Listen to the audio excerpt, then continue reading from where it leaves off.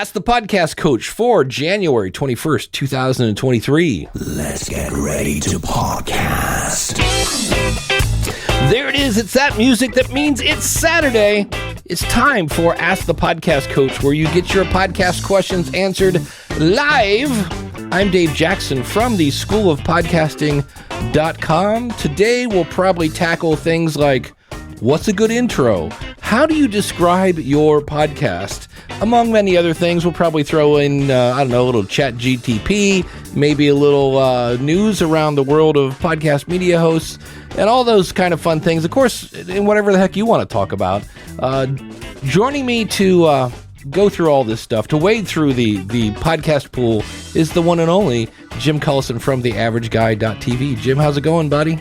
Greetings, Dave. Happy Saturday morning to you. And hopefully someone's cleaned that podcast pool. Yeah. Recently, you'd hate to wade through a dirty pool. Yeah, that's no good. I just heard a podcast where they were watching football, and it was like 30 degrees outside, and they're all betting on the game, and the loser had to go jump in the pool.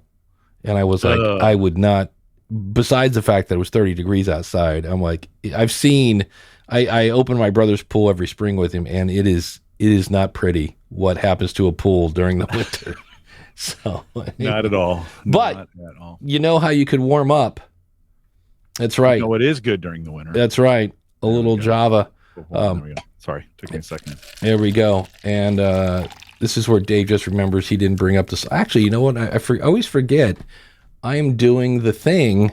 I just take my browser and I point it at podcast branding. Oh, the pressure of typing in front of people. You need an Elgato Steam Deck that has that load in. You know what? I do, because that would be great. I do have one of those, but I haven't set that up. But because I can go over here now and share my screen, we'll get a little kaleidoscope action going, I think. Or ooh, that's fun. I can pick a tab. So now it's, in theory, I should be able to scroll down and see there it is, the fun-filled scrolling of art, and hit the fun-filled music and say, hey, Dave, what are you looking at? That is podcastbranding.co. It's our good buddy Mark over there, who is a podcaster. That's the beautiful thing, so you don't have to explain. It's kind of like a radio show, but it's on the internet. Nope, Mark already has that down, and he's an award-winning graphic artist. So if you need anything to look good, whether it's, a lead magnet, your podcast artwork, I've used him for this show. I've used him for the podcast rodeo show and the School of Podcasting. So if you need artwork, he'll definitely do a great job on that. I have found out many people now have come to me and they go, oh yeah, I used Mark. And I'm like, oh, there you go. He always does a great job. Or if you need a whole website, he can do that. Go check out congressionaldish.com or thebigseance.com. I know of those are two sites that he's worked on, and they look phenomenal. So if you want to look good, remember, they see you before they hear you. Check out podcastbranding.co. Coach Dave, that's for you. Coach Dave didn't like my slurping last week. Big thanks to our friend Dan Lefebvre over there, based on a true story podcast at based on a true story podcast.com.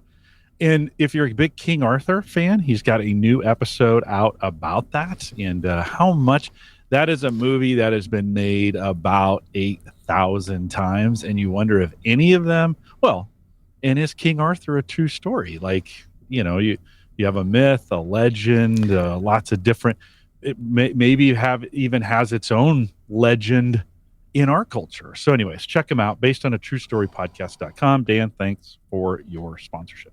Oh, well, one of the things I thought we could start off today with is, and I thought you said somebody in the chat had mentioned this already. I started. Oh, cool. Beautiful. Can you give me some advice? Is that it? No. All right, but we'll come back to that one. Oh, go up to Lane. Yeah. Oh, there's Lane. There we go. Thank you, Lane. If you have a chance today, well, dude, you came in early and got your question in early. Can you spend a little bit of time talking about how to intro a podcast? There is the generic one. I've heard this in many different marketing courses and, stuff like that, where you figure out who your target audience is, which you should have done anyway. This is where blank. So this is where podcasters and wannabe podcasters, so that's our target audience, come to blank, so get their podcast questions answered so they can blank, grow their audience and live a life of luxury in their mansion, in Puerto Rico. So not referring to anyone's. No, so that's a generic one. So who is your audience? Come to do whatever the heck you do so they can. And I see a lot of people leave the so they can, because and sometimes it's implied, I get that, but I see a lot of people like, well, we interview interesting people with interesting stories. And I'm like, okay, so I can what? Be interesting? Like, what's I don't know. So that's a real generic one. Jim, any thoughts? He also says, I'm planning on starting a solo show, my first in March, which good for you, Lane. I'm scared to death of solo shows. And I'm starting to re-record shows, and I find the start of them to be very awkward. And yeah, I think this is an area where when you're creating your intro, however you're doing it, if you're reading it live each week, or even if you're just going to record it, I think you got to practice that thing about 10,000 times. You should just say it and say it again, then say it again, give it a day, say it again, do it again, record it at different times, say it again, because you get more comfortable with it. And the more comfortable you get with it, you might even want to memorize it so that as you're recording it, you feel comfortable with it. I remember some of the programs that I've done, and I have scripted intros.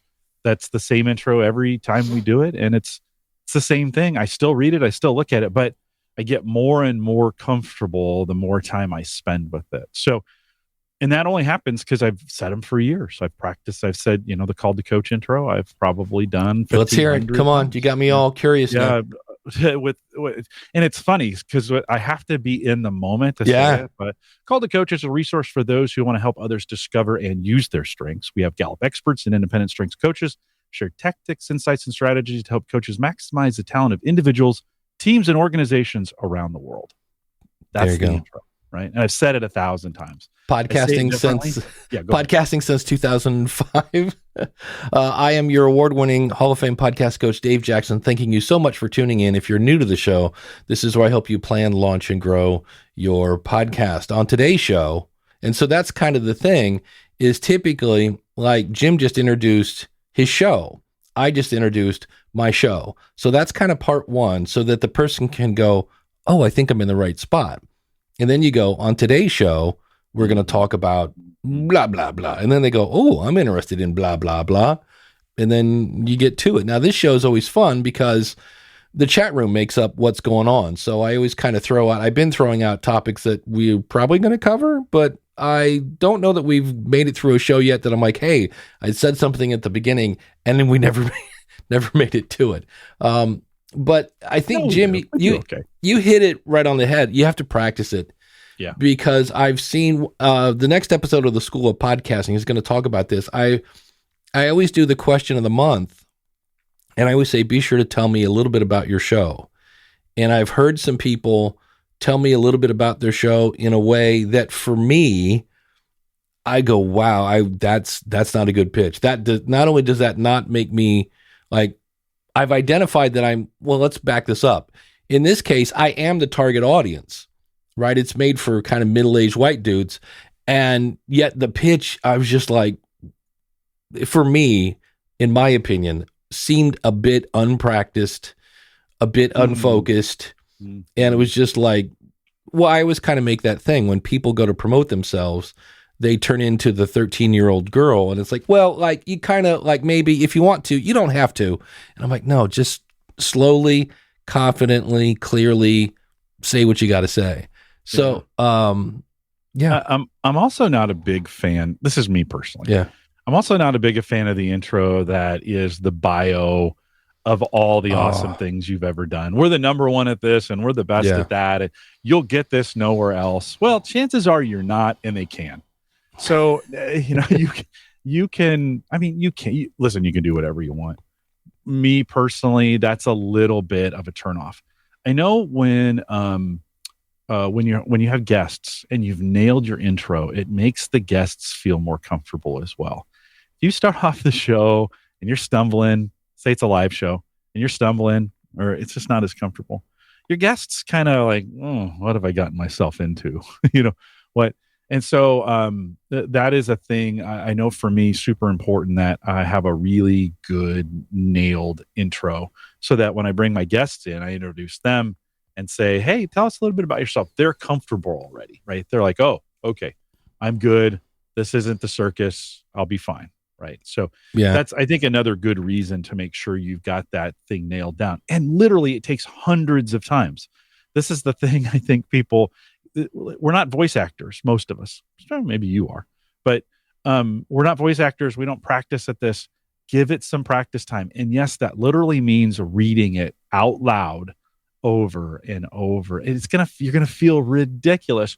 So if somebody hears you in the house doing it, they're going to be like, what are you doing? Why do you keep saying that over and over? But that's what it takes. It takes that practice to get comfortable with it, because the difference isn't what you say, it's how you say it. It's the voice inflection and the cadence that matters in that. I mean, if you listen to Dave Ramsey, he's always like, where dead is dead and cash is king and blah, blah.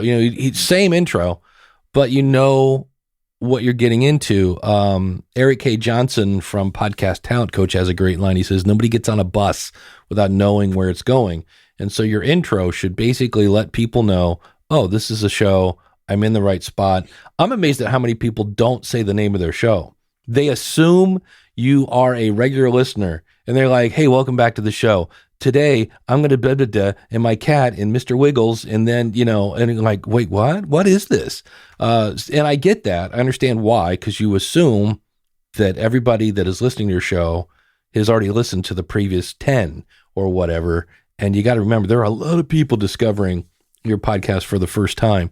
So, and that's also where having it down, having it, clear and concise, and, it's not for a 4-minute intro. When I hear somebody, I just listened to what used to be Podland is now Pod News Weekly Review. And it's James Cridlin. There you go. Have a drink. And Sam Sethi. Hey, and you keep mentioning this guy.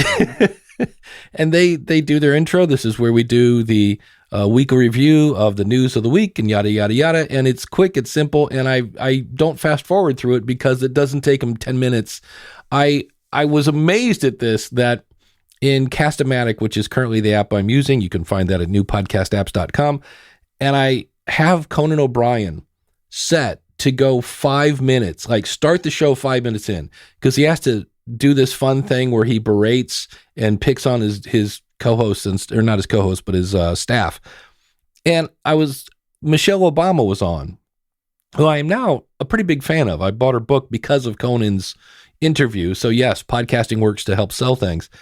But literally, it starts at the 5 minute mark. It took him 2 more minutes to get to the interview. And I went to go into Cast-O-Matic and bump it up, like, hey, start at the 7 minute mark because Conan's getting more wordy.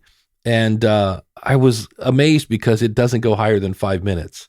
So for me to take 7 minutes to get to the meat and potatoes, I was like, holy cow. But that's the other thing I see people do sometimes on the intro. I've actually switched that out. I've had a couple people mention that while because of my podcast segment at the beginning of the School of Podcasting is cool and fun and they enjoy them, they would prefer they were not the first part of the show. And I always put them there because they were short. And I've had people like, I usually end up like, I listen to them, but I'm usually the whole time I'm listening to that segment going, when's he going to get to the thing that was in the title? So I'm like, the whole put the bread at the back of the grocery store along with the milk and the eggs, I don't know that works in podcasting, because the whole idea is that's what people are coming in for. So we'll put it at the back so they pick up something along the way. It's a good point. Yeah, it's a really good point. One of the other things I'll add to this is we give instructions. I don't have to do this on Home Gadget Geeks because most of my listeners understand how to do this, but we knew we'd be getting a lot of folks live who'd never been there before, or this is their first time, and they struggle with technology, right? So we'd say, hey, if you're, I always have to get in the mindset I'm doing this. If you're watching us live and you don't see the chat, there's a link to it right above me there. Click on that. It'll take you to YouTube. You can sign into chat. Or if you have questions after the fact, because we know we have podcast listeners or YouTube folks after the fact, you can send us an email, coaching@gallup.com. So I say that in every show, and but many don't need it, but many do. And then I find, because I've said it so many times, there's others who know it and are helping others. When if I can't do that during the show, I would find those folks jumping in. As soon as I pull something like that out, I get somebody who jumps in. It's like, I can't figure anything out, And so I think it's important. The key is that's literally 25 seconds to say. Like, I get through that piece very, very quick, beginning of the show, just to let folks know. We get tons of emails to coaching@gallup.com, and because we put it up front. They know how to contact us. If they have any questions, they can contact us. And I say that every single week. So I think those pieces are important as well. I think now mine's an educational show, so it makes sense that I'm wanting to do that. If you're in entertainment, you may or may not have to do those kinds of things, to do it. But based on what you're trying to do, make sure whatever you're doing, if you're saying it every week, make sure it's practiced and you're comfortable with it. Yeah, I always coach myself in my head, because I will say, blah, blah, blah, School of Podcasting. And then I'll say, if you want to join, go over to schoolofpodcasting.com/listener, blah, blah, blah. And I'm like, I'm doing a call to action and I haven't delivered a smidge of value yet. I think it's okay. I think that's actually okay. Yeah. Cause it's like not having the email on your website. Yeah. Like I think you need to do that, Dave. I don't think that's a bad thing that you're saying that early. The only reason I do it is if somebody says, wait, what was that thing? Exactly. It's like they can listen and it's within the first 10 seconds. You're like, oh yeah, School. Oh, I know. I heard that at the beginning of the show. I can just go back and replay it and get that email address. Yeah. Mark has a great tip. Speaking of podcastbranding.co, listening to your own show once it's published really helps to improve your delivery. Yeah, it's always fun to go back and find one from like whatever. However long you've been doing it, go back and not your first show, because that's not fair. Everybody's first show is not as good as their last show, but listen to one from like 2 or 3 weeks ago. So you're far enough from the content that it's not super fresh in your brain. And it's always interesting, because I'll be like, oh, why didn't I ask that follow-up question? Or, you just hear things that you didn't hear because you were too close to the trees. Another thing I heard on a show this week, and granted, this was episode 4, so they're brand new. And it's 2 people, and they did a good job of introducing the show. This is where we such and such and blah, blah, blah. Today, we're going to talk about such and such. And here's the phrase that is like, my ears perk up like 5 times their size. Before we get to that, and as soon as I heard that, I'm like, this better be good. And they're like, what have you been up to? Oh, I've been doing the dad and the kids and the dog and the da. How about you? Oh, I didn't feel good. And I'm like, okay, that's not horrible content. I wouldn't lead with it. I would put that at the end for your super fans who want to know what you've been up to. But I heard, well, before we get to that, I was like, oh, this is not going to be. I don't know. But that can work if your audience is wanting it, and 2, it becomes part of the show. Like if you're going to do that, then do it every week, so that your listeners know, hey, there's going to be a part here, or we're going to get. I think with some of the relationship podcasting that we do today. And that's kind of what I call it, right? You're building relationships with your audience. They want to know who you are. Yeah. I think they kind of, in some cases, they kind of expect that. They want to know the personal details of what's kind of going on, then cover the content. The other thing I've seen that's coming back is because of the whole, Boostagram stuff. Our people are taking the last part of their show and reading messages from their fans. And it dawned on me, obviously it's not new, because you can do whatever you want. Dawn and Drew, did you ever listen to Dawn and Drew back in the day? I know of them. I never listened to them. They were one of the original. It's a couple out in the middle of Wisconsin. It's them and the cheese. And they're, at the time, they were kind of skater punky. They were the young kids at the time. And they would, what's interesting is both of them super witty. Dawn was kind of, definitely, this is a great example too of roles. Drew was kind of the straight guy, and Dawn was the crazy person that would say anything. And so somebody would write in and they would, and that show was so not safe for work. But they also then found that even if you're not safe for work, they were one of the first ones. Oh, here's good podcast. I'm surprised I remember. Do you remember Adam and Eve? Remember, like Jim's there all the time. Adam and Eve from the garden? The snake? This is actually it is a procurer of adult toys. Sure. So, and they got a sponsor they sponsored the Dawn and Drew show. And so they would, so they did a really good job of sticking that in my head. But so I'm seeing that more and more now where people are having a conversation with their audience at the end of the show. They're like, oh, so like today I sent one. It's so good. Podcasting 2.0, Dave Jones went through and looked, and it's like, okay, there are 500,000, and I'm rounding up here, new shows that have put out an episode in the last 90 days. He goes, if you take out the anchor shows, it was like 350,000. It was like over 100,000 dead shows. And he goes, if you look at it, man, he goes, Anchor is just a river of garbage. And I was like, dude, you are the pod sage, but I sent that to him through a boost. And so he'll read that next week. And so it's just a weird thing that it's not weird. It's kind of cool because people are paying to get their voice on the show. But that's a segment I'm seeing on more and more shows where they just start reading listener comments, which again, you don't have to pay to do that, but that's kind of fun. It's a good way to do it. So hopefully that helps answer your question. I think the key there, if I was going to say, what's the big takeaway? Practice. Yeah. And just, maybe say it to somebody and say, hey, here's how I'm thinking of introing my show. Here it is. Welcome to the, and then you do your intro and go, are there any questions you have? Do you feel like you know what you're about to listen to? That kind of thing. So, yeah. And let me add, change it, practice it and change it. Yeah. Get better at it, make it more succinct, move some things around early on. Is it making sense? Say it. You just said this, but say it to someone else and say, okay, do you know what I'm about to do here? I mean, I when I think about my home Gadget Geeks intro, I say, we're about news, reviews, product update, and conversation, all for the average tech guy. That says who and what. This is why we exist and why what we're doing. Getting to that news, reviews, product updates, and conversation, you can hear me honing down on that over the first year or two, right? Once we get, we've been doing this for 10 years, but for the first year or two, that's not exactly what I said. And you can hear me shorten that and make it more concise.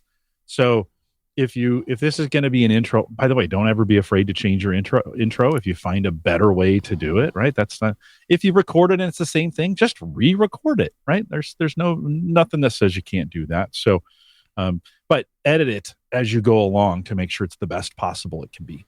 Yeah. I used to say, let's see if I can remember this, where I help you face your fears, tackle the technology, and flatten the learning curve of podcasting. Yeah. And when Mark did my logo, and he's like, well, like, and I said, well, in theory, it's plan, launch, and grow. Those are the 3 steps. And I go, if you want to monetize, well, you have to do that after you grow. So let's just go plan, launch, and grow. And plus, it's the whole rule of 3s and things like that.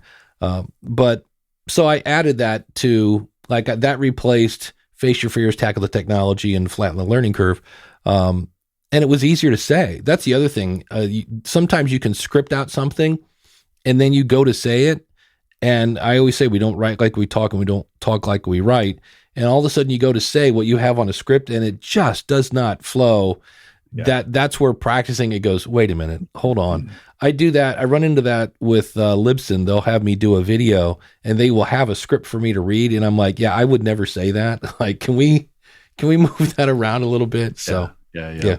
Todd says out in chat, he says, or with a big, I'll put the emphasis on that, or change up the wording, right? I always try to keep it fresh every quarter or so. If you're doing a live show, you're doing a host read intro, and you want to change it up, if you're good enough to feel like you can do that and be consistent with it, you don't want to trip over it. But if you feel like you can change it up and mix it up and your audience is cool with that, or you're cool with that, yeah, by all means, change it up, make it better. Yeah. Everyone say it together. It's Dave's favorite catchphrase. Your podcast is a recipe, not a statue. So unless we think it should be one. That's it. What are you doing? For anyone listening on the Wisdom app, if you have a question, feel free to click the little thingy underneath my blinking face, and we'll pull you up and you can ask your questions that way. Also, if you're watching this live on YouTube, you can go to askthepodcastcoach.com/join and you will jump into the video. So we do prefer that you have some sort of clothing on. Also, video is optional. If you want to jump in and turn off your camera, that's fine. Because that way we can hear, it's not as fun. But, not as fun, but it is an option. So I know some people are like, look, man, it's Saturday morning. And if you're in Jim's world, it's 7:30 in the morning. So no, it's not that. It's almost 10 o'clock. It's not that bad. It's not that. But I kind of roll out of bed and throw some clothes on and just get down here. It's not like I prep for it. So you don't have to either. Do we want to go to that Blue Ribbon Lounge podcast question that you had initially brought up, or you got something else? Just one thing I forgot to mention, that I want to say thanks to Timothy Keem O'Brien, who gave me the coffee mug. I mentioned this last week. I'm wearing a shirt this week. See, Tim? It's the Find a Podcast About show. And I got to tell you, man, you want to have, it's a great name for his show because he finds other podcasts. I went to search for his show today and went to Google and said, find a podcast about podcast. And it just didn't bring up his show, because it thought I was trying, like, how do I find a podcast about? And it was giving me, like, how to search. And I was like, so I finally searched for his name and found it. So thank you, Tim, for the t-shirt and the coffee mug. And his website is, I remember because it's a Libsyn site, at least the one I could find, is findapodcastabout.libsyn.com, if I remember right. I believe, I'm like 99% sure that is that. But yeah, let's go ahead and bring up the Blue Ribbon Lounge podcast. Can you give me some advice on starting a second podcast? My knee-jerk reaction is don't, but that's okay. No, it's okay. It said the guy with 7 shows. Yeah, it's the logical. It is. It's very much the Lay's potato chip. Yes. My first podcast is Government Conspiracy. That's one of those oxymorons, isn't it? It's like jumbo shrimp. I think most of the government is a conspiracy, but it's okay. That's all right. Let's keep going. His second show will be self-help, because you need self-help after, studying the government. And they are different co-hosts. And so forced friend time. Ooh, you need to listen to last week's episode. We did a whole episode on dealing with co-hosts and setting up expectations and things like that. Do you understand exactly what he's talking about here? I think he's just thinking like, okay, I've got a podcast and it's on this topic. I'm thinking of starting a second one, different co-hosts, different set of friends. Mm-hmm. Dave, thinking if, okay, somebody came to you and said, hey, what have you learned about starting a second podcast that you would pass on to me if I were doing that? What kind of general advice would you give around starting a second podcast besides not doing it? Yeah, here's the trap. The first time you had to learn how to set up the show and enter the information and the artwork and the RSS and the media host, and you're like, oh, I got that down. So this is going to be a piece of cake.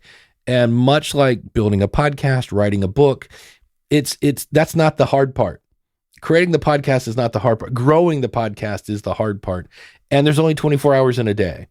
And so I still have the voice in my head. I still feel like I'm doing the Akron podcast, but if you look at it, no, I'm not. Why? I don't have enough time. There's just straight up not enough time for me to do another podcast. And so that's the thing you have to keep in mind, that you still have to promote it.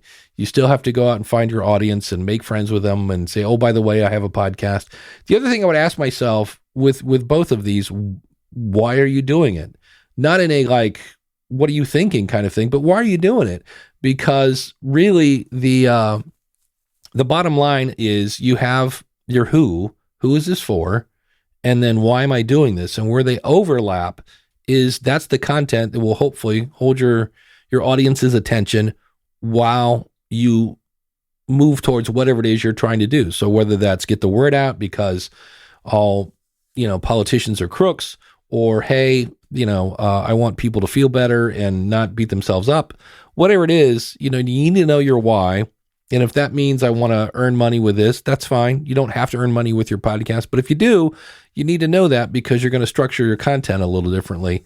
So, but just realize that you think it's easy because, hey, I know this whole RSS website stuff. That's not the hard part. The hard part is finding content. And I had somebody, Libsyn started doing something which is cool. They're now once a month, you can book coaching time with me. And somebody asked, how do I pick my schedule?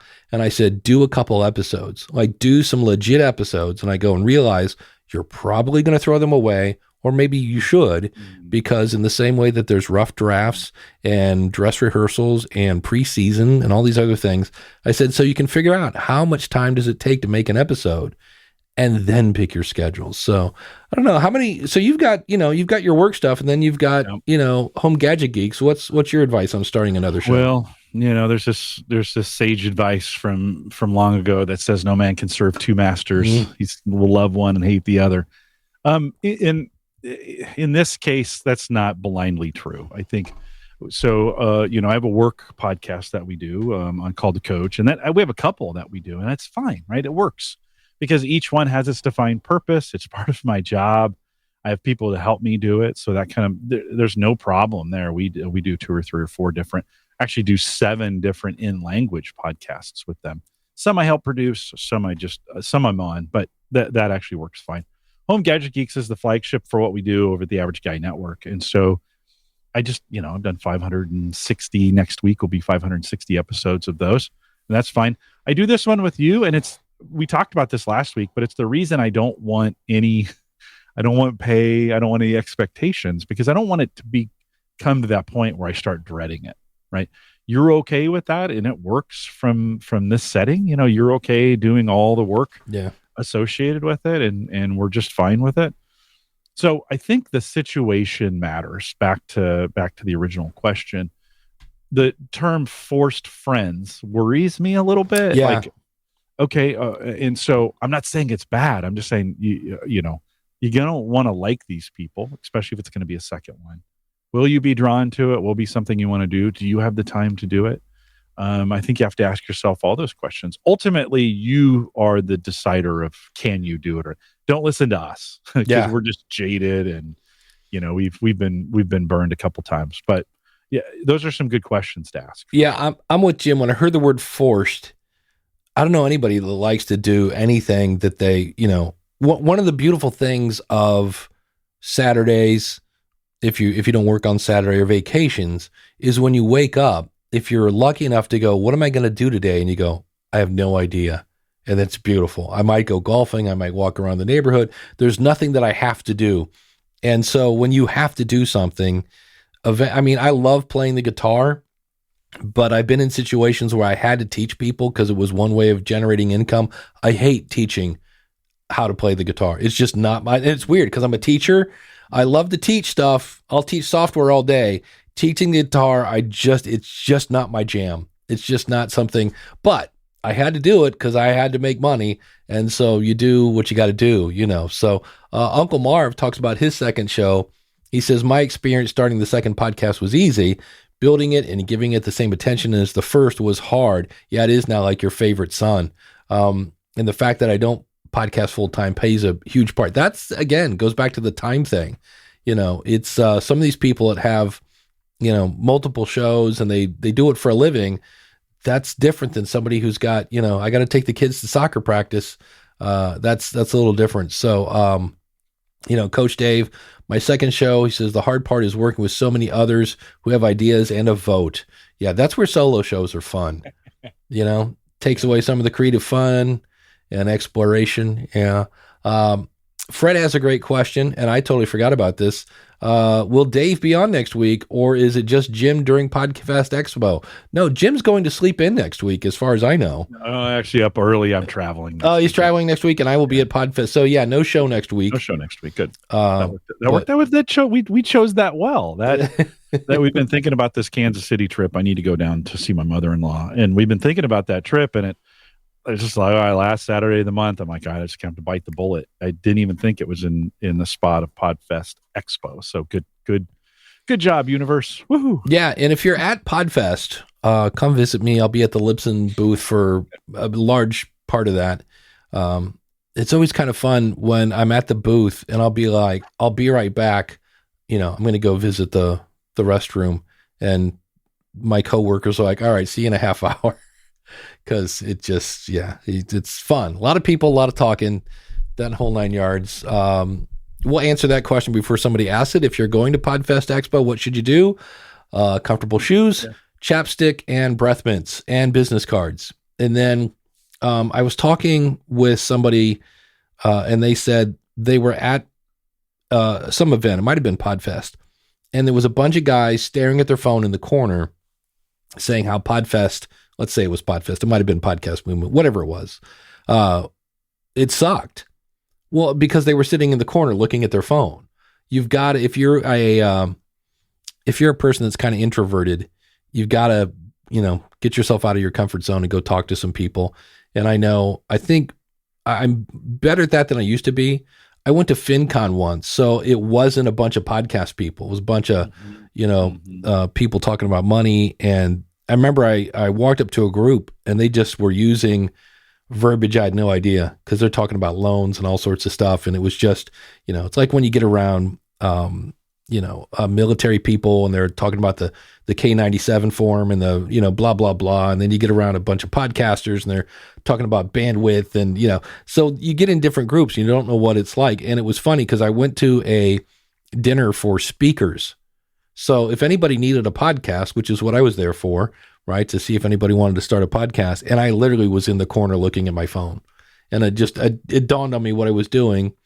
And I was like, all right, if anybody's going to need a podcast in this group, it's going to be this group because they're all speakers. Mm-hmm. And I just looked up and the closest person to me was some woman. I said, in my head, I'm like, can you walk up to that person and say, so what brings you to the conference? I'm like, yes, I can do that. And I just basically grabbed myself by the ear and I'm like, come on, you get over there. And, and she didn't punch me in the face.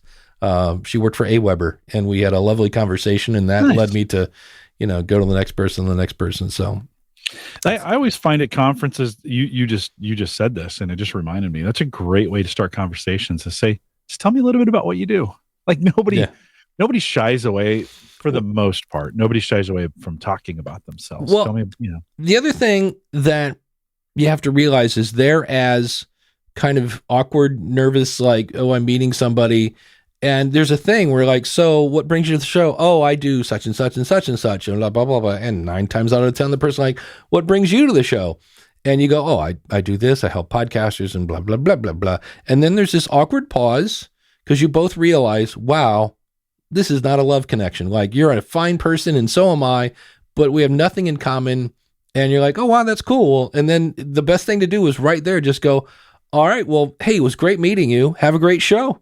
And then you just go to the next person. And it's not rude at all because they're thinking the same thing you are, which is, holy cow, I have nothing in common with this person. What am I going to talk about? And they're like, nope, it's just cool. And you move on. So it's not that big a deal.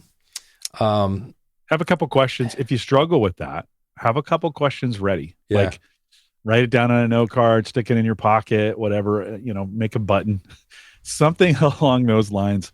And just be ready with it, and just ask questions and then listen. Yeah. And listen, you're gonna have some disasters. You'll say, "Hey, so tell me what you do," and somebody will say three words, and then you'll be like, "That didn't give me a lot to go on," So it'll happen, but just realize it's not forever. You're just having conversation. So Fred has not. I don't quite agree with this, but Fred has a great suggestion. I did this once. For the expo, surround a celebrity like Dave Jackson and ask for a bumper. But I've done this at Podcast Movement. If you go to Podcast Movement, find Jared Easley, especially if he's standing still. A lot of times, because he's one of the guys that running the show there, he is not standing still. But I remember once it was in one of the bars or whatever, and he was just standing there. And I walked up to talk to him. And, we're having a conversation. And as every person walked in, because Jared knows everybody, he'd be like, oh, do you know Dave Jackson? Oh, and I was like, oh, I'm just going to stay here. and let him introduce me to everyone. So, and that's something I always try to do. Keep your eye open, especially if you're not new to Podfest. And so you're having the summer camp experience and you're talking to people and you see that one person kind of like, I'm not sure what to do. I'm new here. Pull them into the group. And make them feel welcome and that whole 9 yards. So yeah, no, I love that idea of you're talking, you and I are at a conference, we're chatting, someone comes up to talk to you or talk to me. And one of us says, hey, have you met, do you know? Because that's awkward if they're coming to talk to you and you're talking to somebody else and now they butt in, right? That kind of includes the other person when you do that. Like, hey, have you met so-and-so yet? You guys know them? If they go, oh, yeah. All of a sudden now you're in a group. It's not just the two of you talking. That's a skill I need to work on, Dave. I need to do that more and more often. Some of the times though, I'm talking to somebody, I don't know who they are. And then somebody comes in and you're like, oh boy, how do I do this introduction? So it does have its challenges. I am horrible with names. Yeah. And but I will know you if you walk up and you have your artwork on your shirt. That's my whole thing. Like they'll say their name. And if I'm like, oh, I know you. Yeah. You're the purple person with the microphone in the corner. I know that. Yeah. So that's always fun. The other thing I don't do, I did in the early years. I might walk around and ask for because of my podcast story or a last 5 and 5, which man, I haven't done that in forever. Which is what were the last 5 podcasts you listened to and can you do it under 5 minutes? But I used to do interviews, long interviews at shows, and I don't do that anymore because number one, it pulls me away from all the stuff happening in the hallway and it pulls them away. And plus there's a really good chance you're going to end up with a, recording. So I'd rather make the connection, build a relationship and say, I would love to have you on my show. Do you have a card? And then just don't let that person fall through the cracks and go that route. So that's something I don't do anymore because I remember once, it was so funny. I forget who I was interviewing, but we're like, let's see if we can find an empty room. And so we did. And there was like one table in this giant room. We're like, perfect. So we walk in, we set up some chairs, we set up the gear.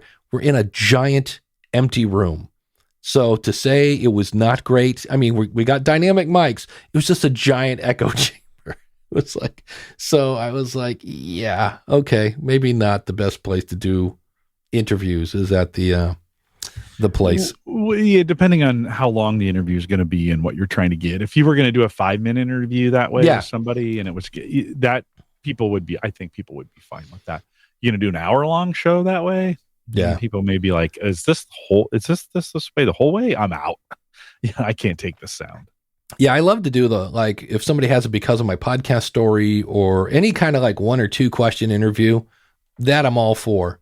But the whole let's sit down and do a 20-minute one, I'm like, unless it's the last day. And the problem with that, if you do it on the last day, everybody sounds like this. Oh yeah, your voice is just trash. Hey, since Sergeant Fred mentioned this, let me ask you this question: what do you think about guest red bumpers? This is Dave Jackson from the School of Podcasting, and you're listening to Home Gadget Geeks on That's a good question. AverageGuy.tv network. How do you feel about those? Both as someone recording it for someone and the audience. Start with that one.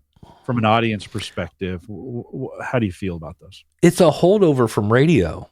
Oh, for sure. Because my favorite was Cleveland is Screaming, I Can Tell You True, because this is Diamond David Lee Roth from Van Hill. I mean, we recited that like it was, scripture growing up. Yeah. And it was always interesting to see, I wish I had it here ready to go. There was a guy in the early days of podcasting called Brother Love. And he literally was pretty popular, his music and stuff. He was good, but he was Brother Love, baby. He was like the David Lee Roth. He's like, all right, Brother Love is here. The party can start now, brothers and sisters. And I have him and he's like, rockin', Dave Jackson on the musicians. And just, so it's interesting hearing the person's style. Cause some people are like, hey, this is Dave Jackson and you're listening to Home Gadget Geeks at theaverageguy.tv. Yeah. Okay. That's a great, I don't know that I have an opinion. I know my knee-jerk reaction is like, okay. Because it is, on one hand, if you play it in the middle of the show, they already know they're listening to Home Gadget Geeks because it was meant to be a bumper, right, for live. That's what it was. Meant. That's what those were meant to be, right? We just don't do that anymore in podcasting. But so Cigar Authority, they take commercial breaks. And so Ed will play that bumper when they're coming in, and I think it does give some credibility when you have somebody in the industry. If they have a big industry player come, they just record a short bumper, and they use that to bring them back out of a commercial break. So I imagine it would be a little awkward in the middle of the podcast to just say, "Hey, play this bumper." If you're gonna maybe in the intro or maybe on the way out, I don't do it. That's why I'm asking you. I have one from Adam Curry, introducing the School of Podcasting, but he says you're listening to the morning announcements, and so that was pre-name change. Mark has a great point. If you're doing a TV fan show, that's a great time. He says, anytime I can get the actor to do that, I think that's part of it. Their credibility. Like if I can get, Jim Cullison listens to my show. That's kind of cool. Everybody knows who Jim is. So I think that's part of the attractiveness of it is that you've got that. It's a fun way if you want your fans to do that, just for them to say, hey, look, I was on the thing. So that could be that. But it's just weird. I haven't thought about those in a long time. And Daniel has the same thing. I think it's better if it's from a celebrity, in quotation marks, to the audience, like a cast member. Yeah, exactly. So, that's, Fred says he still has the bumper from that celebrity, in quotation marks, Jim Cullison. That's it. That's got my business card. Dave Jackson, celebrity, in quotation marks. Yeah.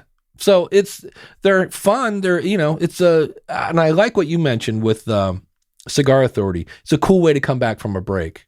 Oh, for sure. That's when I was like, that would be cool.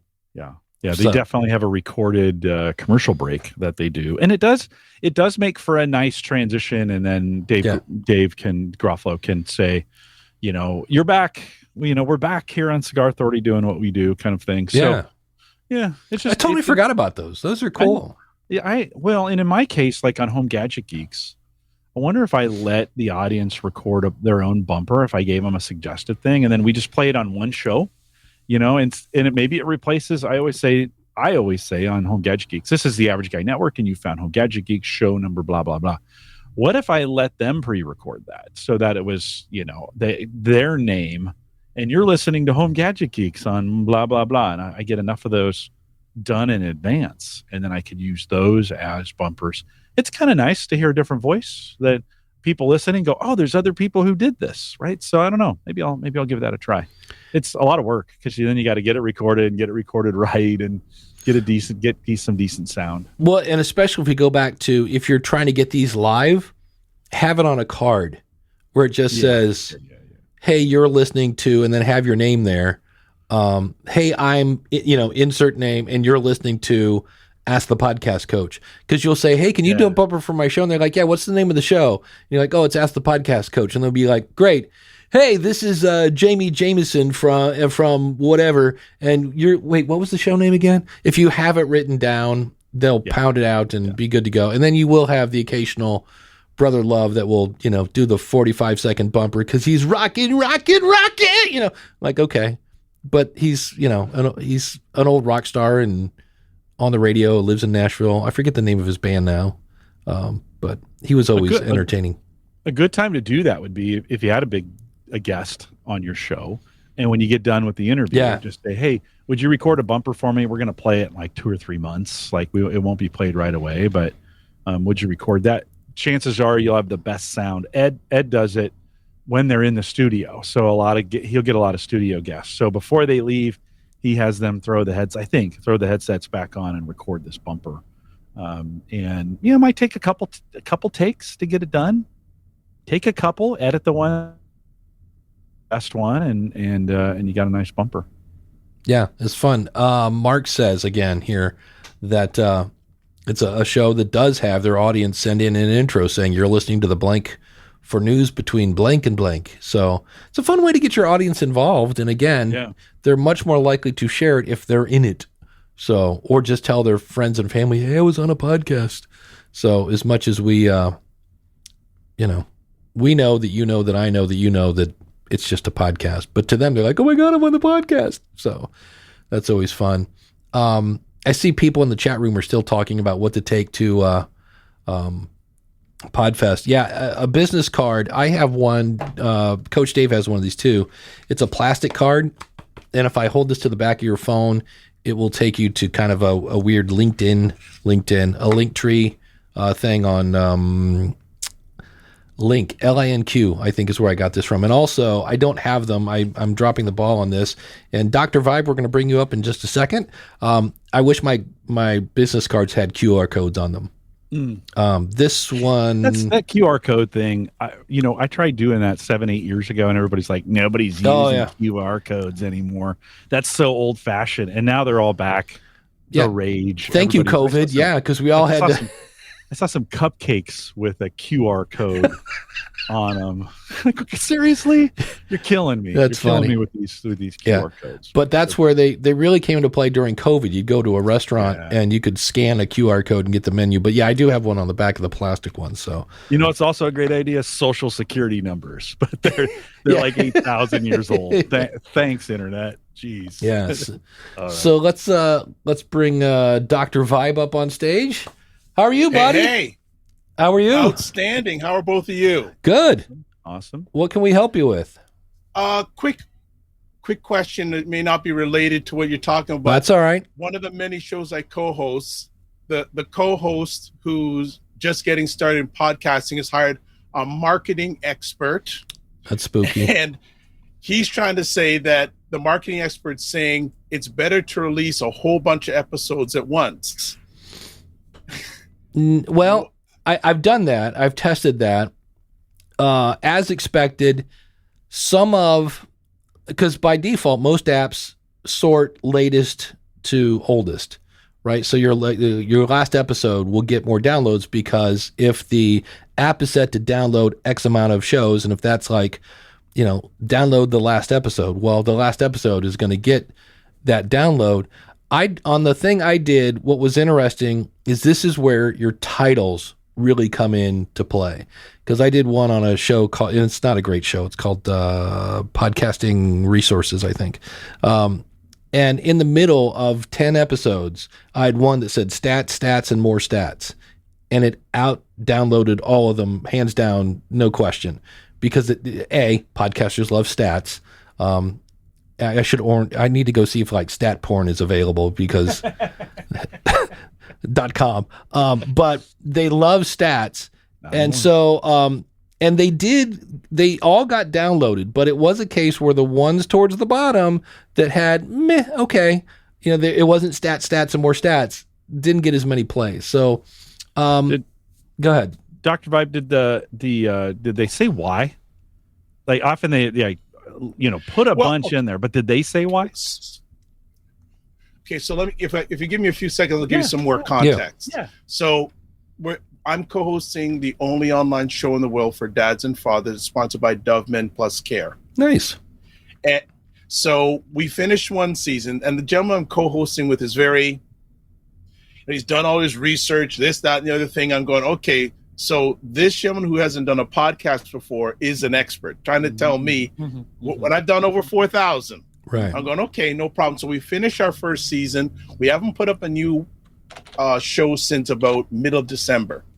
And his mindset is we should start the second season with 3. And I'm going, my mind goes it's enough for someone to listen to 1, but to release the 3 at the same time. Will they even get to even the second one if they don't even have enough time to listen to one of them? Just my thought. And I just put it out there. Yeah. Yeah. It's a super good question. And I think you could, I don't know if 3 is a good number. I wouldn't, 10 would maybe too many if they want to do 3 to launch the next season. If you already have a bunch of them in, and they're not, are they time sensitive? Is this time sensitive podcasting? No, it's just generic interviews of fathers. So it's not a time sensitive show. You have enough for them to land on when they get there, right?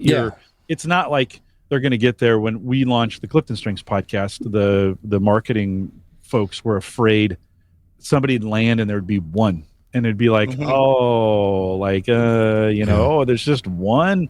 So they wanted, we did 3 or 4, I think, to load it up at that point. But second season, I don't know. The question is, do you think it'll hurt if they get there and there's 3, 4? I think it will. Because to me, I think the average person, 3, they may get more overwhelmed. Like they're not, our listeners are not podcast people. They're just looking to get information, stories about dads. Like for me, if I let alone one with the amount of everyone has busy lives. So I like to one at a time, and we usually release weekly anyways during a season. So I'm putting out 3. I don't know. It's one of those questions that I always circle around my head. If it was a brand new show, I get the whole release with 3, but I also know this. I watched the first episode of the reboot of Night Court, and it didn't matter that there were 3 episodes. I tried half of the second episode and went, okay, that's enough of that. So on one hand, people will go, it gives the audience a chance to really sink their teeth into your content. I get that. You already have that. You have the previous season. So I'm not following. So that kind of takes that off. I'm like, if you want to get, build that relationship, go download my old episodes. The other thing is, I remember on my very first podcast, it was like opening up a treasure chest. I just found a mountain of content, and I was like, oh, this is going to fit my audience perfectly.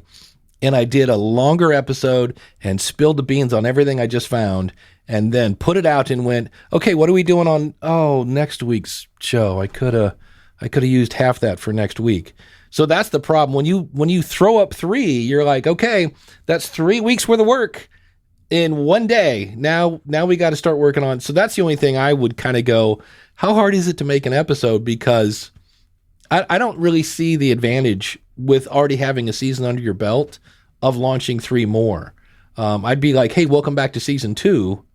If you want more episodes, subscribe to the show at mywebsite.com/subscribe/follow, whatever you're using, and you can download all of our episodes. So I'm not following it. My big question would be, does your marketing consultant have a podcast? Yeah, well, that's. I think I was told he's worked with podcasters, but I'm not feeling it. My gut's saying, okay, I'd like to talk to him and say, okay, give me some proof on some podcasts that you've worked on that have been successful, and I'd like to see how this has worked. I'd like to see the stats. Yeah, I'm not. Do have you done any audience survey? Do you know how they listen? Do you get an idea from the numbers coming in, how they're consuming them? Do they consume them do they go back? Will they binge on them? Because if they do binge on them, if they're okay. They don't binge on them. No. Okay. Like basically when we release one, they listen to that one that week. They don't go in a back catalog. They just take whatever out there in the real time and consume it. You might want to just remind them, just like, hey, if you like this show, if you go to, askthepodcastcoach.com/follow, you can follow the show and get all of our back episodes right there in your app. So sometimes that, especially if they're, like you said, if they're not podcasting people, they may not even understand. What do you mean follow? What do you mean subscribe? Do I have to pay for this? That kind of thing. That's a good point. Yeah. Good point. Yeah. They're just dads. Right. Yeah. Hey, I'm a dad. And I'm going to say that's derogatory wise, by the way. Yeah. Hey, I don't wash my face, but I'm a dad. Yeah.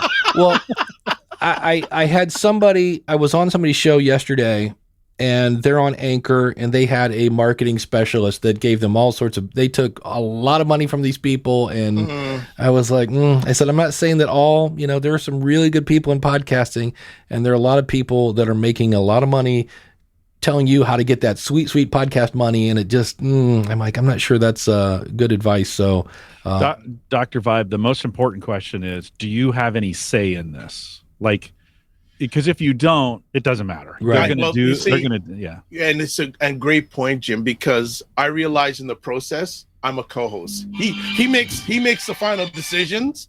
I just put the suggestions out there. Yeah. That's all. I just say, I don't think this is, and we actually had this wonderful discussion during the first season, and he succumbed to saying, we should do it like stagger the releases. But now he's got this. I say, okay, no problem. I just putting my opinion in there, whatever you think, but the stats don't lie. Well, that's it. I would ask him. I'm like, why are we doing this again? And can you show me how this has worked? And if he's like, because that's the only thing I've ever heard is, with more content, your audience has more to dig into. And I'd be like, they've got season 1 to dig into. So yeah. How many of them are listening? Even some of the stuff from season 1. So it's a good question. And Jim, definitely, I think I'll piggyback. Well, we'll send out a survey or even ask the audience. How do you consume? What do you like? What do you don't like? And I think that's a very valuable asset that you've just brought to the table. Yeah. Good. And congrats on your success, man. Being that, that's pretty cool. What's your website? The drvibeshow.com, the drvibeshow.com. There you 4,000 interviews and counting. Love it. Cool, Love it. man. Good work. Yeah. Cool. Well, Jim, for me and Dave, it's not hard work anymore. It's heart work. There you go. Man, you should trademark that. I'm going to say that's a t-shirt. Okay. I will look into that, gentlemen. Always a pleasure. Appreciate everything that you have done, past, present, future, and full supporter here. So Thanks have a great day. Thanks, appreciate man. it. Good to see you. We'll see you. Take care, man. All right. Joining us next, he said, putting a marker in his Roadcaster. There we go. Is Dr. Brad Miller, formerly known as Santa Claus. Yes, sir. How we doing, gentlemen? Good. How are you? Awesome.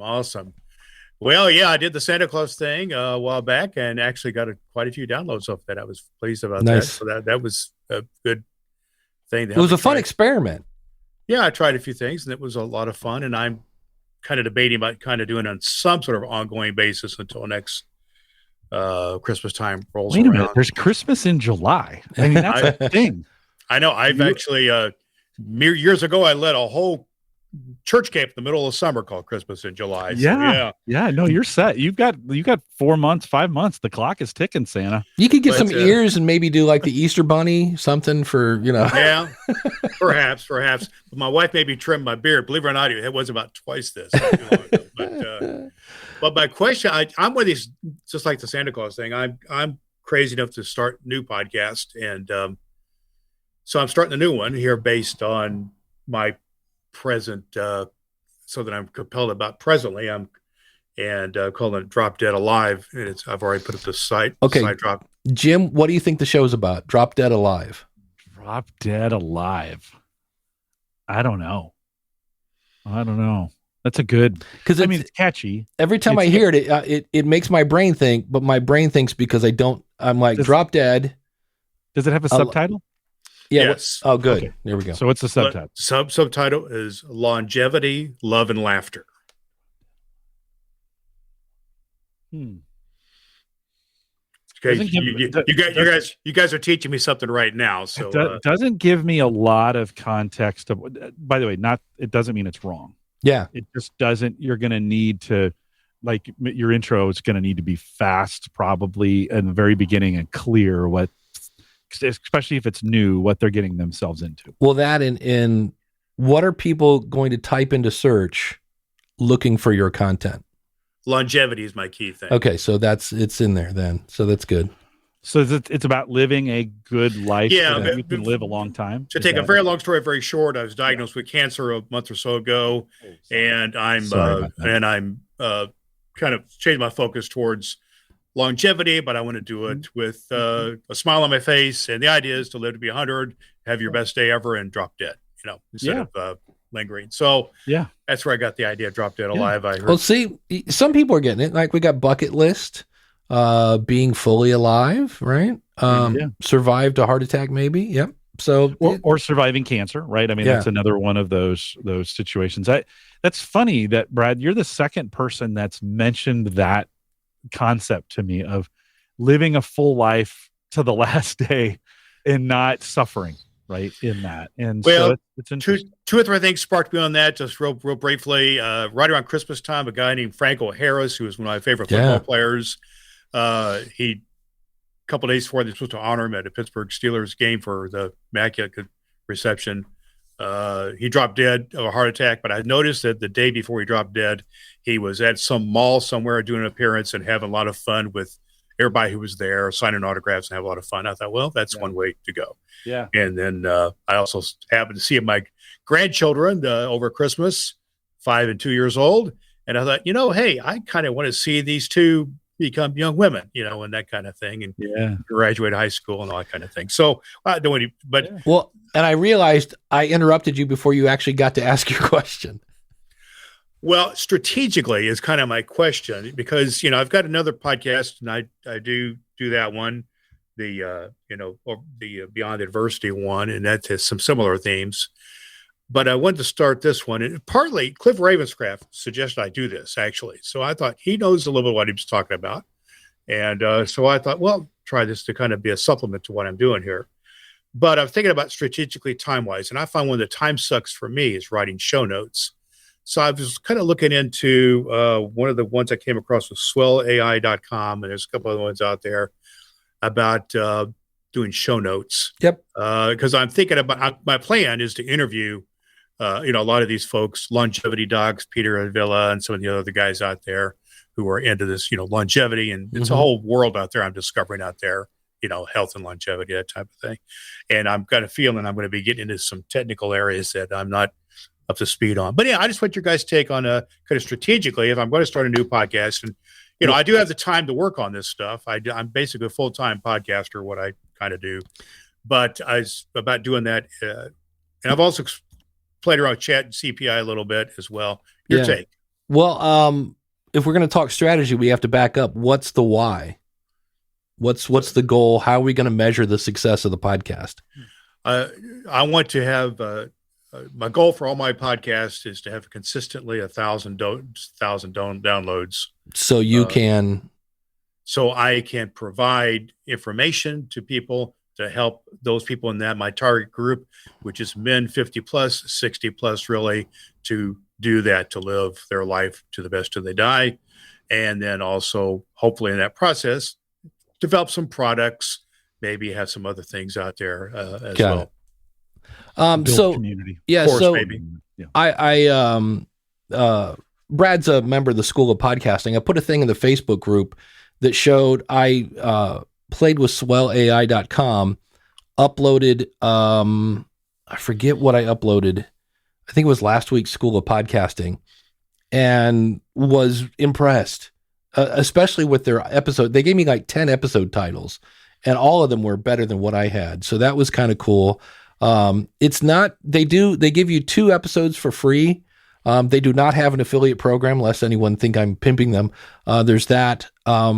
It's kind of, Daniel J. Lewis is in the chat room, and he made a great point about all this AI stuff. He goes, it's an employee. It's an assistant, not an employee.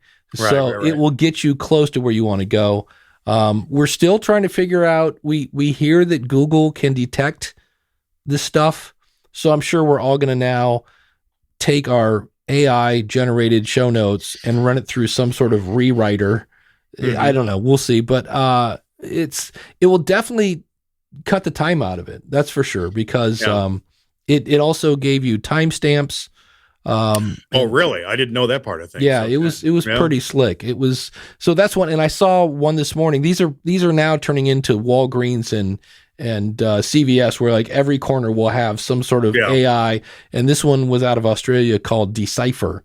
And it was basically, this is where Capshow kind of gets the Kleenex, like everything that's like, oh, you're doing Capshow.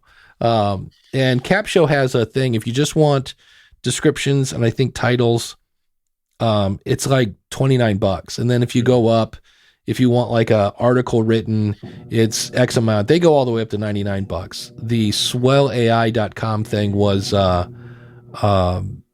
think it was $50 a month for the whole shebang, but they had 2. You could do 2 episodes a month for free. So Swell AI is Capshow. Is that basically what we're saying? Kind of, yeah. It's in that it's that service. I'd have to go and compare. And all of them are basically Chat CPI or Chat GPT. Yeah, Chat GPT. I'm sorry. Yeah, and they're all basically that. And then somebody told me, and I haven't played with this yet, that if you have a paid version of Canva, that there is a Canva Docs that you can now do some of this type of thing about such and such in Canva. And I was like, I'll have to go play with that. Didn't know that was there, because I did not know that. Wow. Yeah, I know there's also AI artwork in Canva that I've yet to play with. So I just designed my biz card that I'm taking to Podfest out of Canva. Yeah. I got it in 3 days and it looked pretty good. I was surprised about that. So. Interesting. Because I was saying, well, of course I'm leaving on whatever Tuesday next week. I don't think I get it that quick, but Brad, what are you hoping to get out of your show notes? Well, I'm hoping to get some connect.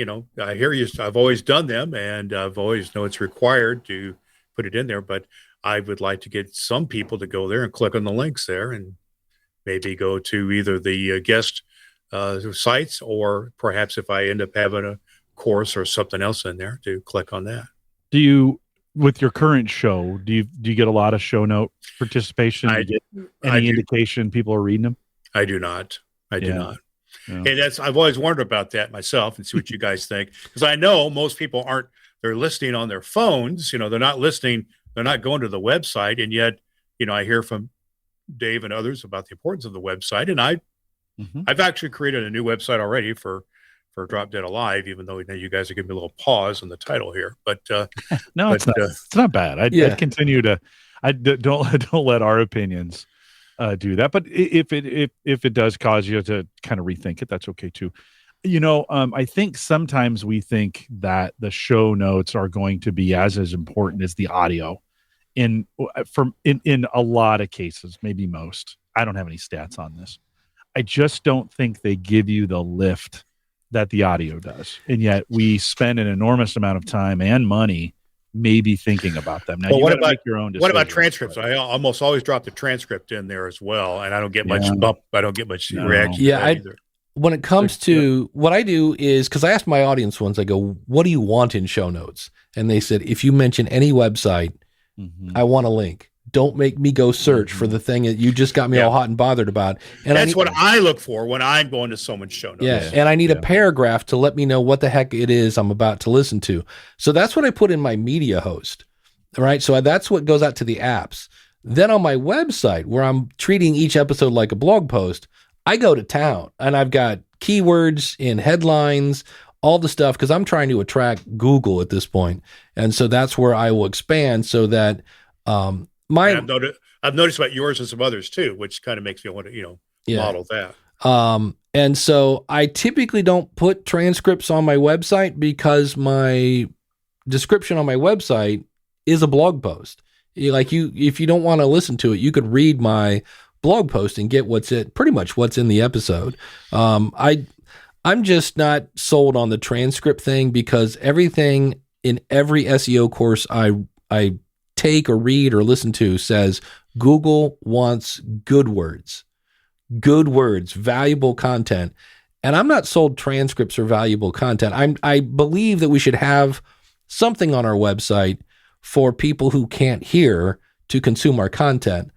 I'm just not sold. It's, it's accessibility, right? Yeah. I mean, those transcripts are really designed for accessibility, not SEO. Right. You could get it in that. In the line of what we do at Gallup, I feel like we're required to do transcripts, not for anything but those who have disabilities, right? To be able to access the content. We also I find some folks go in and search those. That's part of what they do. It's such a small number, though. So on Home Gadget Geeks, I went with a line in my show notes that say transcripts available upon request. So if they need them, I will generate them for them. I've gotten one request for them. So for me, I'm not required to do transcripts for Home Gadget Geeks. I am for Gallup, for the Gallup stuff that we do. We've made that a requirement that we provide transcripts for everything that we do. So, that's why I asked you that question, Brad. What's important to your audience and those kinds of things. By the way, I think every show should have show notes of some kind, right? Yeah. But based on the audience, on what are they looking for? Yeah, Russ. Who am I? Ross brings up, my mouth has gone to sleep. Ross has brought up chapters and timestamps are helpful, which I try to do on this show because we have so many different topics. I do that. And then there are other people like this. Lane says, I listen to a lot of podcasts, hundreds, and I almost never go to the show notes. And if I do, it's because they mentioned something and I want that link. Yeah, links are. But what if you do and they're not there? That's the thing. Right? Here's the thing. You lose your mind. I do. I sent money drink again to James Cridlin. Because he mentioned this cool dashboard for value shows. And I went to the show notes and I'm like, dude, and I sent him 666 sats. I'm like, this is evil. You got me all hot and bothered about this thing. And you didn't put a link. And so, so it's links will make you're right. You will lose your mind. And at times I will unsubscribe because you made me so upset. So, all right. Well, helpful stuff, guys. Appreciate you. Good. And what website are we sending people to? My main website is drbradmiller.com. There we go. That's where my Beyond Adversity podcast is at. Awesome. All right, my friend. Yeah, looking forward to the check in with us on this new one. I'm gonna put up a trailer episode sometime later today, and we'll see how it goes. Yeah. And also, just because you're here in front of me, nobody will have any idea what we're talking about, but that's okay. I sent a note to Eric, and the problem was it was the wrong Eric. So if you're wondering why things are dragging, I'm like, why did he not get back to me? And I went into my drafts. I'm like, because you sent it to the wrong Eric. So we'll get that up and going. That's for what you get for having too many Erics in your life, I guess. All right, man. We'll see you later. Thanks for your help, fellas. All right. Thanks, Brad. Bye. Thanks for jumping in. Love that idea. By the way, as he was talking about longevity and living a long time and then just kind of piecing out on that. That's hard on people. Like, because they're like, oh, he was so healthy, or oh, he was living so well. I'm not sure the people who stay behind understand this concept yet of trying to go till to be, live your fullest life. Because, when my mom passed away, we were anticipating it for a while. And for us staying behind, it was kind of like, oh, I'm kind of glad she's not in pain anymore. And she's not right. And so, listen, there's a lot of ethical considerations here. I'm not saying one's better than the other, but I'm just thinking from a personal experience, like, that's tough when somebody's healthy and then they're just gone. Yeah. We, I had a friend of mine that recently lost his father last year. And he said, it's kind of weird because you do go through this weird thing. He goes, he was circling the drain for months. Yeah. And he goes, and there was a time when you're like, just go, like literally just go. He goes, I love my dad. I miss him terribly. He's like, but And then I had an aunt on my mom's side of the family. I have a 98 and a 96-year-old aunt and uncle. And my 98-year-old uncle has finally just started acting his age. Like he sounds like a YouTube video that's buffering when you talk to him. He's like, 2 lawyers walk into a bar. And I'm like, oh, this is going to take forever. Yeah. But it's interesting. But I had an aunt that lived to be 101. And she was like, would somebody please take me out? All my friends are dead. Like, just get me out of here. So, but it's not an easy subject. It's not podcasting related. Exactly. This is just Dave and I. This would be a good time to bring up people that we're glad aren't dead. And that is, of course, our awesome supporters. And our featured awesome supporter this week is the one and only, call him Russ, call him Ross, call him Rusty. No, that would be bad. Ross Brand at livestreamuniverse.com. And if I grab this, he's got a new book out, another version of the 100 predictions for podcasting. I'll put a link to that in the show notes. Out at askthepodcastcoach.com / hold on a quick second. 424, I think it says in the background. I can't really see that. But anyway, thank you, Ross. See, now it's a joke. And thank you, Ross, for being an awesome supporter. Ask the Podcast Coach runs on Podpage. If you'd like to try Podpage, then go over to trypodpage.com and make a cool looking podcast website without any code. If you need more Jim Cullison, and who doesn't, go over to theaverageguy.tv and check out Home Gadget Geeks. And when you think podcasting, think School of Podcasting, and go to schoolofpodcasting.com / ask to get a discount on either a monthly or yearly subscription. And of course, if you'd like, there are many ways to support the show. If you'd like to buy Dave's book, Profit from Your Podcast, that's available over there at askthepodcastcoach.com / support. And thanks to all of our awesome supporters. You should be awesome as well, especially because Dave just paid his quarterly taxes, and that was no fun. Yeah, and I'm getting ready for mine. Yeah. This is the first year in maybe a decade that I've started in January. I'm usually a better prepared guy than this, but the last couple, I've done them in April, like early April. And one of the things I did learn through this, and sorry, something's uploading. That's why my video is a little screwy. But usually I find I'm making better decisions, Dave, starting in January than I would when I'm in crunch time in April. I don't have to do quarterly because I'm not self-employed. I do them one time a year here in the United States. But just a reminder, good time to start your preparation for your taxes for the rest of us is probably now. So get out there. Hey, next week, no show. Maybe get your taxes prepared or get things ready. If they're complicated, get a professional, those kinds of things. Yeah. The in the Facebook group, we have a question that I thought, well, we can bring this up. From Brian. He says, good evening. So it was evening wherever he was. I'm trying to learn how to properly conduct an interview to make for a great episode. I've been interviewing guests and have never prepped my questions in advance. I've just let it be a natural conversation, better known as the Larry King approach, but I just had one that I felt was a little bit boring, and I could have facilitated the interview in a way to avoid that. Any tips on interviewing prep, self-coaching mindset, etc.? And I am not a fan of the Larry King method. Not that it's something you can do that way. I just think my favorite was somebody interviewed Mignon Fogarty, who is Grammar Girl, who's been on Oprah. And on one hand, maybe they were trying to do the different interview. They didn't want to ask her about Oprah because everybody asked about Oprah.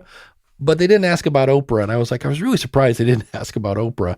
And it's because I don't think they knew who they were talking to. And I was like, so I get the whole, I want to be like the listener. But I also think you might ask better questions. My favorite example of this is Jordan Harbinger had Kobe Bryant on. And Jordan he's the anti-Larry King. He reads the book. He looks at your social. He really wants to know who is sitting across from me when I do the interview. He's talking to Kobe Bryant, and Kobe Bryant had released a children's book. And he said something about, well, when did you decide that you wanted to write a children's book? Because I know you were heavily into art in high school.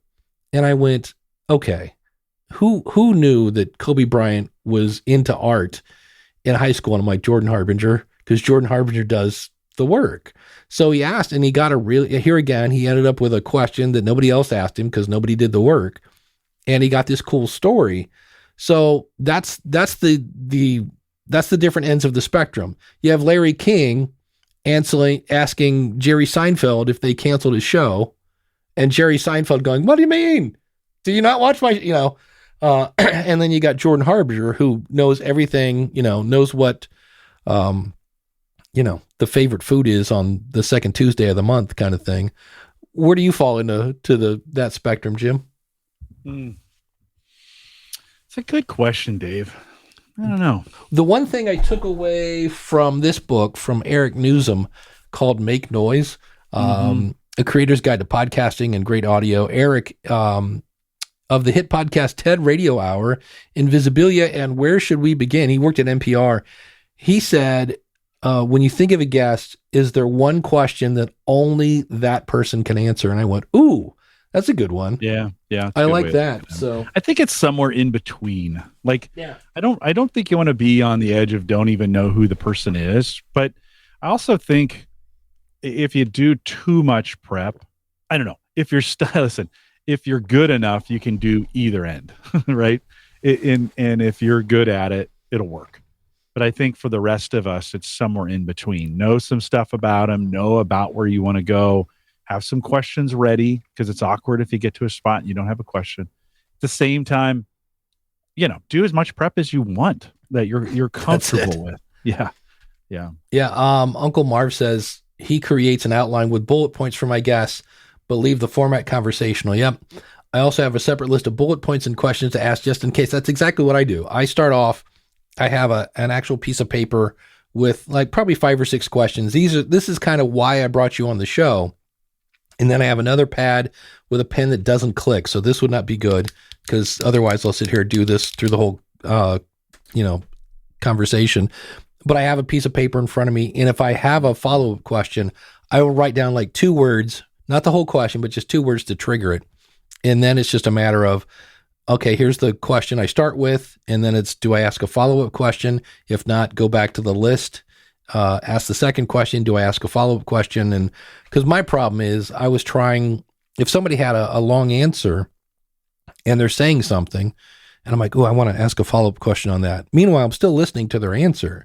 And then they say something else. I'm like, oh, now I got 2 things I want to ask. And I'm still trying to listen. And that after a while made my head hurt. So I just write down a scribble on a piece of paper so that when they're done, so I can go back to listening. And I'm not having to remember that. So yeah, I've got notes here that I use for this same exact reason. Yeah, it's kind of nice to have it. Todd says it's a mix. Yeah, it's a blend. You don't want to be too rigid, but you also don't want to go with the flow. But you do want to go with the flow. Yeah, you want to. I think you want to go with what works for you. I have a co-host that joins me, and he writes his whole thing out, and then he doesn't. Then he bounces around it, and that's what makes him comfortable. Without an outline, he'd be a wreck. To be honest. But then I've had some folks on who have nothing, maybe a few notes, maybe nothing, and they're great. Yeah. So that's maybe take a strengths-based approach to it. What are you best? Where are you best with it? Yeah. Kyle says, hey, interviewing, it's a skill. It can be learned, but some people are just naturally curious enough to ask a follow-on questions in the middle of the conversation. I saw an interview with Louis C.K. and they were talking about like the early days of Louis C.K., Greg Fitzsimmons, and Joe Rogan kind of all started around the same time. And he said, Joe is just a supernaturally curious dude. Like he's the guy that's always asking questions about everything. So that's kind of why, it just works for him. And if you talk to Larry King, that's what he will say about himself, that he's always been a curious kid, likes to ask questions and things like that. I always say, please don't make your first real interview be your first real interview. Interview your parents, your kids, your cat, somebody, but you have to go through that process that your brain goes through when you do an interview, because it's not as simple as just ask a question and they answer, and then there is the thing I've seen, well, we all know the whole, I asked Jim a question. He's like, yeah. And then I once shot a man in Montana for snoring. And I'm like, great. And what's your aha moment? Like, the person that just has their questions, or the one I always love is they're like, let me ask you this. Like, what are they going to do? Say no? Like, here's another question. Like that to me just sounds like, and moving on. So it's kind of weird, but that would be my advice when it comes to interviews. I like it. Because if you don't do any, you're relying on just winging it. And that, again, takes a little practice so you know where you are going. So, Jim, holy cow, that went quick. I know. I swear I looked up and it was like 11:20. I'm like, oh, and we're done. So fun to have some guests come on, Dr. Vibe, and thanks for coming on. Yeah, and thanks to Russ for being such a great guy with his new book. I'm kidding again. For being an awesome supporter. What's coming up on Home Gadget Geeks?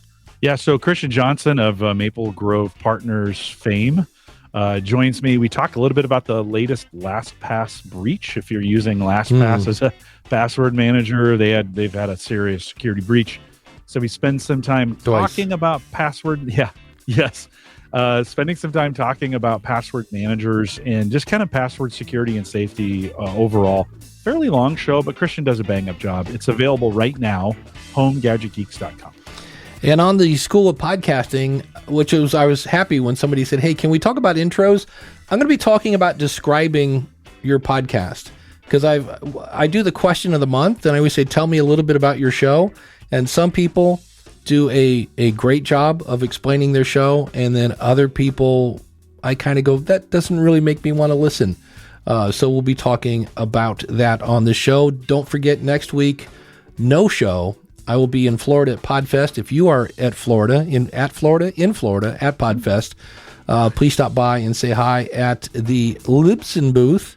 Hopefully it's always a good time at Podfest. I'm looking forward to it. And we will be back then in 2 weeks, whatever that is. I don't want to do the math. Today's the 21st or the 28th, so February 5th-ish.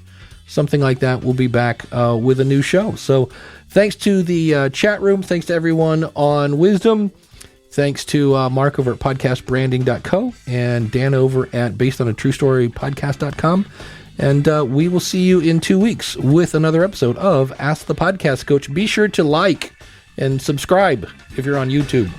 Thank you very, very much.